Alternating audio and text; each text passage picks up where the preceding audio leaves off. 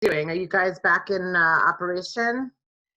We are, we've started, we are making plans to be back fully Monday. Oh, So, great. Okay. yeah. So did you have a good break? Yeah, I think it's been a tough time. It's been tough to figure out how to manage everything. I'm sure you feel the same. I can't imagine it's easy to sort of discuss your book only with tele stuff. It's not the same. Yeah. I mean, I hope there are people who are like, I feel like I'm a content provider, and I'm like, I hope people are interested. You know what I mean? Like, if it's any reaction from my daughter, who has absolutely no interest in any Zoom or WhatsApp or any Yes. video. But I find I've been doing these around the country, and I find they're super helpful. And it's like going straight to the. And I think it's great. Like, more and more people will want to find, this is easier to put on a website and social media, and it just allows more and more people to learn about the book. Yeah, and then when, if Random House ever opens again, I could probably, all the copies that were supposed to go to media, maybe I can get them out to the clinics themselves for their waiting rooms, and, maybe people can buy them for their waiting rooms also. I didn't even realize that Random House closed. I guess that makes sense. How can anybody be there? Close, but like I can't really send out. Of course. I can't send. No, there's no manufacturing. Thank you so much, Amy, for being here and doing this with us. Before we start questions, if you please don't mind just introducing yourself, and we'll get started. Great. Hi, I'm Amy Klein, author of The Trying Game, How to Get Pregnant and Get Through Fertility Treatment Without Losing Your Mind. Was just published by Random House, and I went through 4 years of infertility. I've had 10 doctors, 9 rounds of IVF in 3 countries with 4 miscarriages, 2 donors, and 1 baby. So while I have not experienced every single thing in infertility, I feel like I have. And this book is some of my experiences, and also talking to doctors like yourself and around the country to provide the medical advice, and talking to patients and therapists and scientists. And it basically covers everything that we're going to talk about. So for that, sorry to interrupt you. I had read something that you had described that infertility had sort of prepared you for this sense of isolation that many people are now experiencing in this world of COVID-19, where we are quarantined at home. Do you mind sharing that? I thought that was so incredibly interesting and insightful. Yeah, I couldn't, and maybe all trauma reminds people of other traumas, because I've seen, cancer survivors say something similar. And when you're going through infertility, you don't know how long it's going to last, and you feel super powerless.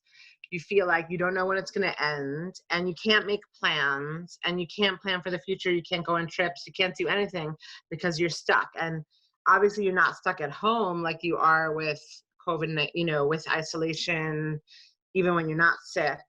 And, but we're stuck in New York, and we don't know what's happening. We know school's canceled, but we don't know what's happening with summer camp. We don't know what's happening in September. And all of a sudden you have to take this long life that you had planned and used to, and you have to rein it in and just be like, I can only deal with today. And there are a lot of things that remind me of it, because one is a global pandemic that everyone's going through, and one is like a private personal journey that you're only going through yourself. You don't necessarily know that other people are going through it, but emotionally it reminded me a lot of each other, because I had to figure out how to preserve my emotional self during each one. So like during this time, during both times, I felt really good to help other people. And one of the things, like when I was going through infertility, I was writing a column for the New York Times, and people were emailing me questions, and it made me feel like, okay, I'm not too self-focused, so I'm helping other people, and that makes it more meaningful. And now, you know, I want to help other people, family members who are suffering.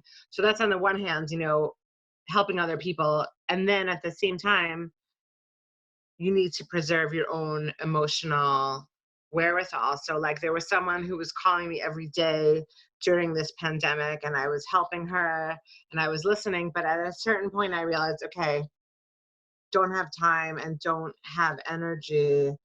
I need to like, so it's this thing about not only like shortening your expectations for what's going on in the world, but like preserving your emotional, you know, your emotional reserves. So like during infertility, you might need to shrink in a little bit, like just to, you know, save time for yourself. I know the word is self-care, right? I don't really love that word, but you really got to see like, okay, I don't have time to listen to your boyfriend woes right now. I'm taking care of myself. And it's just, you know, you don't have to be mean about it, but like, Of course. I remember when I was going through infertility and I had just had my 4th miscarriage, and that was with a donor egg, you know, the one they had promised was going to work and everything was going to be great. And I was just turning 44, which felt like the end of my natural fertility. It wasn't a good time, to say the least. And my sister called to tell me that she was pregnant, my younger sister, and um, you know, she deserved it because she'd also suffered 2 miscarriages, but like I couldn't, you know, I said, oh, congratulations. And then she started telling me about her pregnancy symptoms. And I was sitting there on the phone thinking like, no. I said congratulations and I said I'm happy for you, but, and I know I'm your older sister, but I Yes. can't. Like, I just can't. I'm sorry. And I didn't say that. I just was like, oh, okay. And then, you know, and then I was like, okay, I gotta leave. I gotta head on a plane, leave the country. I can't do this right now because it's too hard for me. I mean, I mean, exactly what you said in terms of really being able to safeguard ourselves in terms of assuring that we're taking care of ourselves, assuring that we support others, but we support ourselves first. I mean, this notion that if our bucket is empty, it's hard to fill others. I think no question that is even more true in infertility. Some of my patients have also shared this sense of isolation comes from the fact that it is private. You described that person reaching out to you. I think people will share with me that some do not feel like they have a community to share it with, or they do and it's very removed, although right now everything is, in a Right. sense, Instagram or internet-based or Facebook-based. Most of us on a regular day-to-day before quarantine, we're used to interacting with people in real time. And so I was just interested if you also felt that infertility can be isolating because of the lack of a support system, or how you navigated that, because that is something that I think there are tools that we're sort of create as a field, but I'm not sure we're as great as we should be in that regard in truly creating support. You know, I went through it at a very different time because I started in 2011 and there were no Facebook groups and there were no private groups. There were just these crazy, you know, boards where you couldn't really interact with people. So I find those, I was very isolated, and that's why I was writing about it for the New York Times, is like my therapy. And I can only relate to the people in the comments or people who emailed me. So I Sure. think that it is very isolating. And Alexandra Kimball, she has a feminist book called The Seed. It's called Infertility as a Feminist Issue. And she talks about how it's so weird because you're in these infertility groups and they know you only by this one thing. And the minute, if it works out, you're out of the group, basically. So like you have these people who know the most intimate details of your life, but are not really your friends at all. And the people who are your friends who are not part of the most intimate details of your life.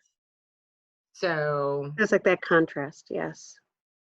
I mean, do you think that doctors or fertility clinics could be doing more to make a sense of community? So I would say I think that we are trying. I think a lot of us partner. So we partner with like a mindfulness center that provides Okay. yoga and acupuncture. We actually did a study that demonstrated diminishments in stress and anxiety, whether it was in person or remote, which was interesting in the yoga sessions.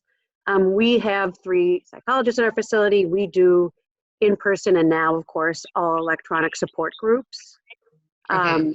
there are some organizations within the Chicagoland area where I practice, where they try to partner an individual with someone going through a similar experience.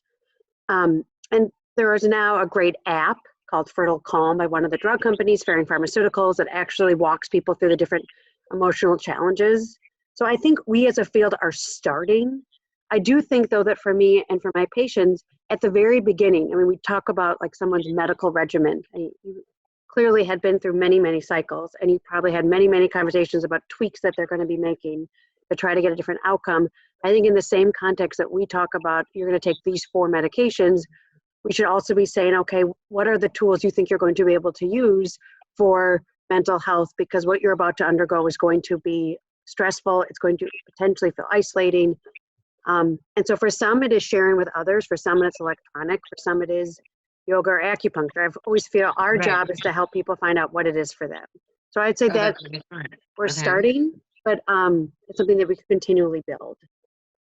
Can I ask, which I think is interesting, like you had said with those groups, that once you could see we're sort of out of the group, I mean, you've written this terrific book that's going to be helpful for so many women and men, but how do you feel that maybe your perception on fertility, or maybe it hasn't, has changed since your child?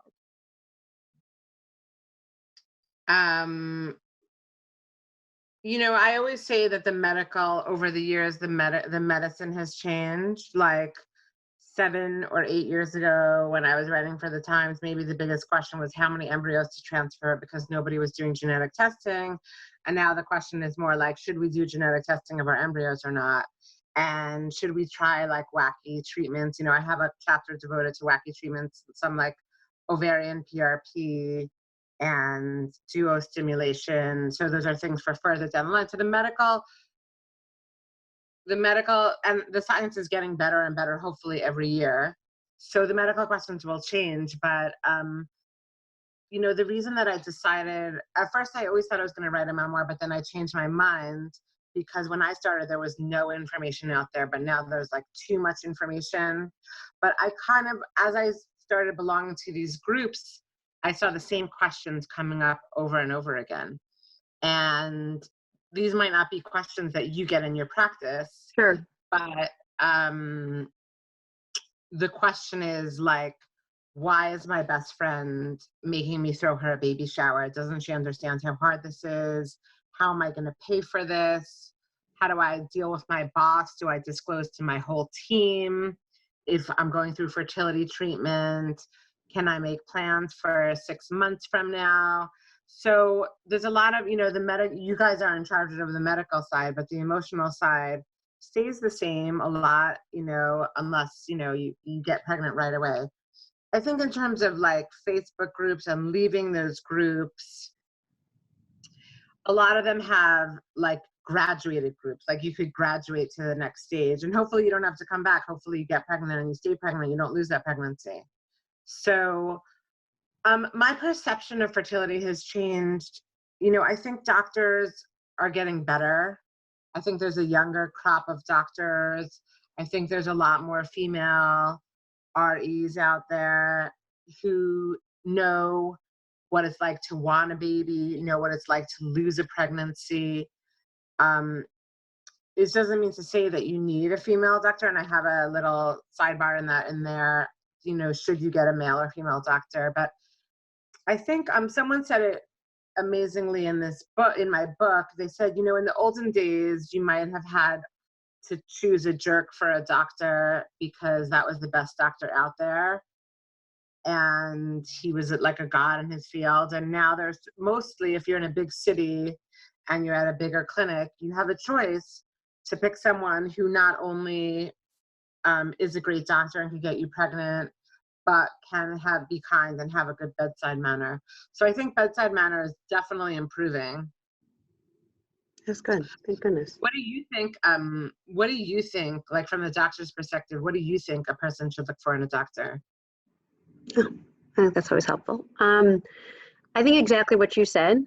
It's interesting. I will have some patients, and you sort of get a sense for people who it's, you know, like just the facts, sort of, so to speak. Like someone who is incredibly sort of successful in their professional life, And it's very, very Right. helpful to have numbers and data, and that's what's going to help them drive their decision making. And so I think you really have to meet people where they are. I think some individuals, it is much better to approach it more globally, big picture, not bogged down in so many details, because the details in themselves can feel overwhelming, but just overviews of the treatment, and then sort of we feed them in as they go. So I think what's important when you look for a doctor is to try to identify someone who's able to adjust to the style that helps you take in information best, also adjust to the style that helps you feel confident in your care. And in addition to how somebody speaks and sees you in person or now on Zoom consults, what is the system in which feels good for you for communication, period? You know, is someone part of a larger clinic? Is someone part of a smaller clinic? Is somebody have physician extenders? I mean, I think there are regional differences in how people practice medicine, but I think as a patient, these are also things. So you appreciate that you have a team. You have your physician, the nurses, the embryologist. And so finding really what meets your needs, I think that those are helpful. I think it is okay, no matter what it is that you have a medical ailment for, to see a series of physicians until you find a connection that feels right. I mean, does a patient ever walk in and you think like, we would not be a good match? Or you can't even say that? No, if that would be the case, then I would use it, I would feel it as like a personal defeat. Like my job is to help people, regardless of where they're entering the scenario, to feel confident in the care they're receiving and to feel supported. If someone does not feel that way, then that's something we did as a mistake, as an error in our clinic, or for me. So I do not feel that way. I think if anything, that's our job. That's our job is to help someone to conceive, no question, but to do it in such a way that somebody feels supported. And I think what I've also learned the longer I do this is that as a fertility physician, you see someone and there's almost in your mind, it's like, okay, today is Monday, May, whatever. My goal is to get this person pregnant as fast as humanly possible. Like the race has started. How can we do this? And there can be that piece of it. But then there are also patients who's like, yes, I have a shared goal, but the way I want you to go about the information or the way I want to go about this might be a bit different. And so we need to meet people where they are. I always say someone is driving the ship. We are their crew, but they are the ones to tell us how fast, what the course should look like. Yeah, I think you've heard me. I know. I'm like someone's grandma. I have 3 metaphors and I use them again and again. Me too. Me too. Yeah, if it works, it works. The thing that I feel like I'm always trying to do better, and I'd love to get your insights, is what are the messaging we should give to people who are feeling just frustrated? Like despite the innovations in science and despite the improvements and exactly what you said, despite using, in your case, a donor egg and not achieving success, how do we help realign people to have the motivation to continue? You know, I think there was a survey by Fertility IQ that they ran that said, because they have reviews of doctors, you can review them from 1 to 10. And I think they took out, regardless of whether you're successful or not, like they took out that factor. And they found that the most important thing that would make people stay with their clinic, not only stay with their clinic, the most important thing that would make them rate their clinic positively was whether the doctor treated them as a human. Now, I've been on some meetings where some doctors have said, I don't even know if I should have been in on the meeting, but the doctor said, like, how do we get patients in and out faster? Because we need to ramp up the volume. Now, maybe that's I don't know if all doctors are saying that. And maybe that's only a doctor that's a clinic is a private clinic where they have to show, maybe that's not a public clinic, maybe. But if I feel that, if I'm feeling that, I'm out. Like there's no point. Like, so you want to ask me, aside from success, what can you do to make a patient feel better? I want to feel like I'm a person. I want you to know my history when you come into my meeting. I want to not feel rushed. And I don't know if that's possible. I don't want to feel rushed, and I want to feel like you know my file, you know my chart, and that you're doing something special for me, and you're not doing the same thing over and over again. I think those are all valid. Sometimes where it is difficult is, when we think of statistics of patients with infertility that will drop out of treatment, almost half before they've achieved success, both from financial, but even when states have been mandated, studies have shown it is the emotional toll that people will sort of identify as ways that they don't feel they can continue. And the unfortunate piece that your book highlights well and your story shares is that fertility treatment is like a treatment of tenacity. It can take a series of cycles, even when we innovate and change, before someone is successful. And I sometimes feel like when someone has achieved a series of negatives, that people feel pretty defeated. And yes, absolutely, it is to be caring and thoughtful. But I also feel like sometimes, we try to be the cheerleaders. But it is when someone's had a series of negatives and a series of feeling defeated, whether it is they switch clinics, which ultimately is fine. I mean, the goal is that someone doesn't drop out of treatment. What I struggle with is when I see people. Do you feel that there are patients that you really feel you could get pregnant if they would just stay there? Yes. I think that's true for most patients. I mean, I think your story shows us that, Amy. But you had a motivation that many don't, right? So that if you started with cycles and then was accepting of options such as donor, and then if the first donor cycle was not successful, continued on, the 3 countries and all the treatments, there is no question that you have demonstrated what we see, that ultimately the reality is that people have to stay in treatment to achieve that success. I don't want to minimize for a second the emotional toll. I think sometimes I want to think of better ways to reinforce that. If a doctor had said to me, like, I'll tell you what my last doctor, when I used my own egg, said. She said, we went to Israel and she thought she could get me pregnant. She thought my numbers were okay. And we did 4 rounds and we tested all the embryos and they were not good. She said to me, I'm not going to say you have a 0% chance of getting pregnant with your own eggs, but I'm going to say it's less than 1%. And I'll continue if you want to continue. And it was free. And I said no. But I didn't say no because she said it was less than 1%. I want you to know that it was not, I knew I was done. Like, I was done. I couldn't, I was in Israel and I could tell you, I was doing like 600 shots of follow-up, like 600, I don't know what the milligrams, IUI, whatever. Yep, international units, yep.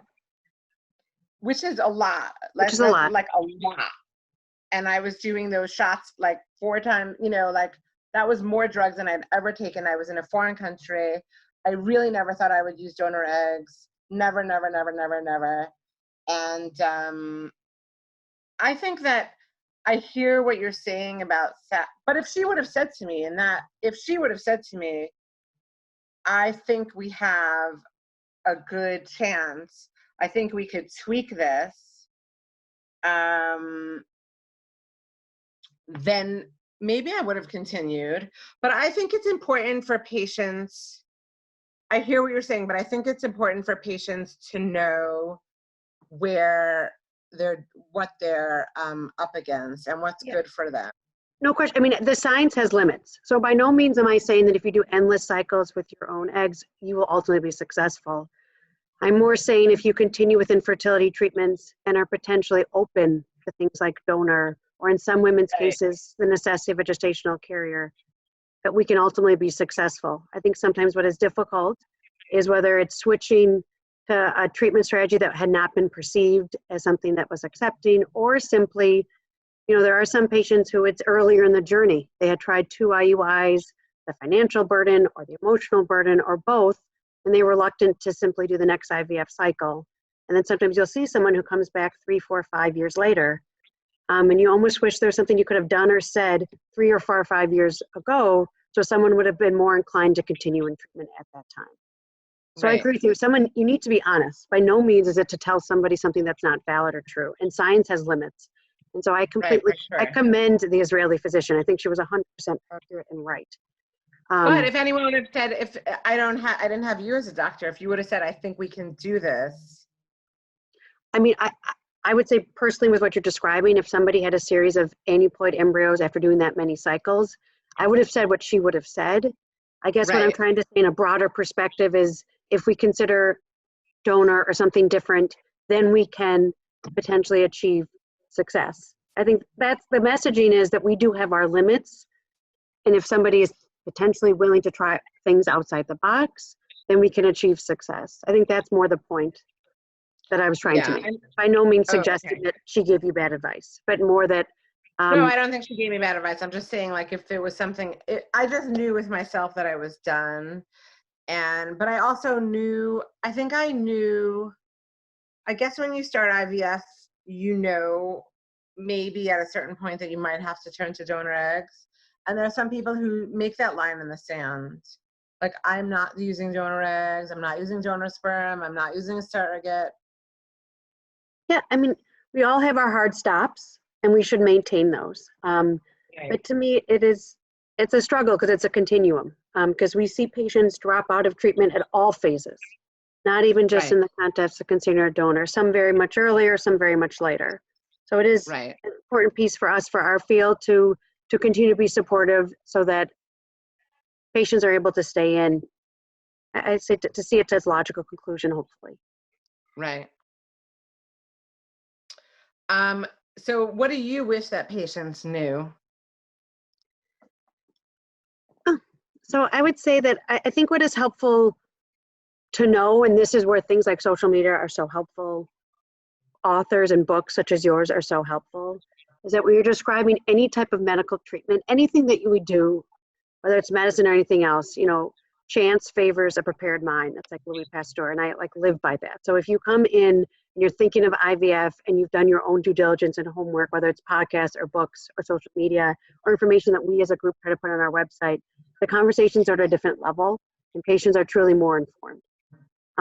And so I think what I wish patients would do is, even before, is that I think by no means is Dr. Google a great answer for every single problem, but feeling well informed as you're going to have a consultation about your next level of treatment just helps you feel more empowered to ask questions.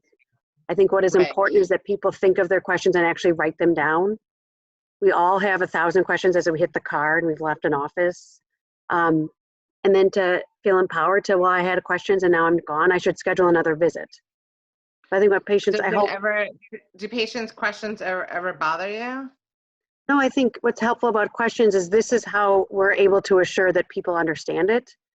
And when you understand it and you believe it, then I think that impacts us in a positive way too. It impacts your experience of the treatment. There's no question that when people feel less stressed during treatment, that it's a more positive experience. So people debate and have shown that's even more effective. So I think the better prepared someone can be, the better. I think also what I wish they would do is to feel empowered that if at 1 visit or 2 visits or 3 visits you still don't feel like the answers are clear, then we should continue until they are. That there are no silly questions. Right, I hear you. I guess the one thing that I wish that doctors, and this is probably not a you thing because you're like of the newer generation, but I wish that they would admit that there's like not one way to do things. And there's many ways to do things, and I just get frustrated with doctors who are like, this is the only way, you have to freeze everything, that's the only way to do it. Like, just admit that this is kind of like a new science, like, but I don't know if that sells patients, or or maybe not the first time, but like, I would like to hear, we're going to try this, and if it doesn't work, we're going to try that, and there's not only one way to do things. Well, you're right, of course there's not only one way to do things. I think most of us try to give that message. I think as a patient, you should feel empowered, especially if you live in New York City. I mean, you went to 3 countries, but people can easily, in this world of Zoom consults, you can get second opinions really easily. So if you don't feel like your questions are being answered at the clinic you're at, you should see somebody else. If you feel like you're just getting the same messaging, you should feel empowered to see somebody else. Because there absolutely are different approaches. There's the art and there's the science of medicine. And we all are working in the same playbook to some degree in terms of the science, but the art is how you change some of the variables. Right. I think you're right. Yeah. So, what do you think about the future of fertility advancements? So I think what is exciting is everything you've said. So that our capacity to screen embryos is improving, our capacity to learn about the lining is improving, our capacity to learn about things like microbiome or potential the microbiology at the level of the vagina and the uterus to help us better understand the really sophisticated system that lets the embryo implant into the lining. all of these things are improving. So our understanding is improving. And we have improved, but we only can go up. So I think there's a lot out there that will allow us to be more helpful for more women and more couples. I hear you. And I know I want to be respectful of your time. So can I ask you, what is the number one thing you wish people knew about infertility? Like people who are going through it, or other people? In general. So the public, I mean, you wrote for the New York Times, so that without question is the goal is to inform the public. So both the public and the individual. So someone not even going through fertility, so that maybe they can be supportive of those that are. Yeah, I think a lot of people need to know that fertility treatment is hard. It's hard on your body. It's hard on your pocketbook. It's hard on your marriage or relationship if you have one, and it's hard on all your relationships. So, and like we talked about it in the beginning about, isolation, like not only do you have to take care of yourself, like you have to know that you're going through something quite traumatic, and you have to give yourself the resources, not only the money, but like things that you talk about, like you said, you sit patients down, like how are you going to get through this? And I think, you have to understand that this is going to be, maybe you don't need to know that right at the beginning, but you're going to have to make sure that you have the resources to get through it, both financial and emotional.